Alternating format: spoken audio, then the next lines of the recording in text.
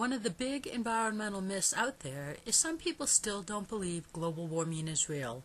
Truth is, the Earth is warming, and the majority of scientists believe human actions are the cause. But thing is, global warming or not, the actions that are believed to create global warming create numerous health, environmental, natural resource, and pollution concerns. So even if global warming isn't real, these other problems are.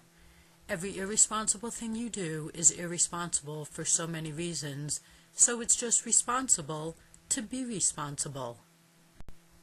Governments will solve our global environmental problems is another environmental myth, but that is wrong.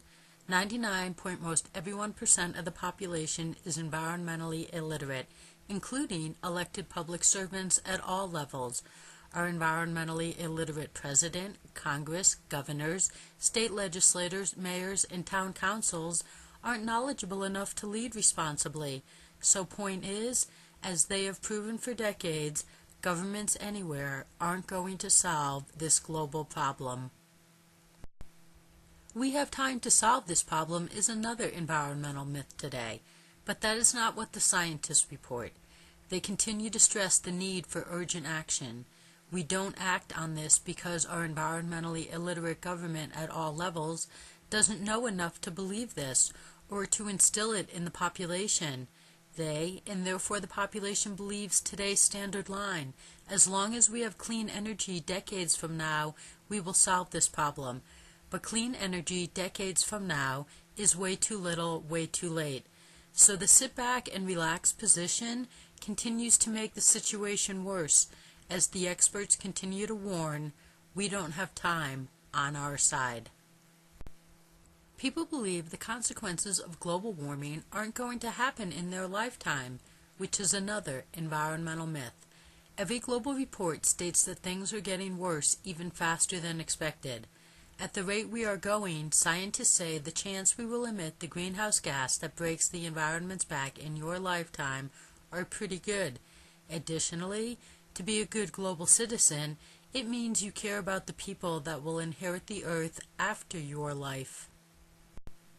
People think they are just one person, so their actions can't make a difference, but that is not true. Each individual's contribution to the problem is one in the global population, which is 1 in almost 7 billion. This is small, but it's essential we all take our contribution out, because when we all do this, it's the needed result. But if we don't all do this, we'll never solve this problem. So everyone's cooperation is the environmental 911 call the world needs. Another environmental myth is wealth is an exclusion from environmental responsibility, but that is not true. All the money in the world won't buy our way out of the devastation the experts predict. So contrary to social privileges, believing the financially fortunate's privileged lifestyles can emit endless greenhouse gases needs a big get real. Greenhouse gases are destructive no matter who emits them. And thing is, wealthy lifestyles generally emit way more greenhouse gases. So point is, wealth is not an exception to environmental responsibility. In trying to win the environmental game, there are a lot of pep rallies encouraging environmental responsibility. But thing is, pep rallies aren't going to win the game our environmental illiteracy is losing. Sure, the intentions of people attending these pep rallies are genuine, but their illiteracy prevents them from doing responsible actions, especially when the pep rally they are attending or watching is doing irresponsible actions, like having disposable concessions, basically telling you this is okay when it is not. They should have reusable concessions. So point is, like every sport out there, pep rallies never win the game. However, your cooperation in your daily actions is the winning team.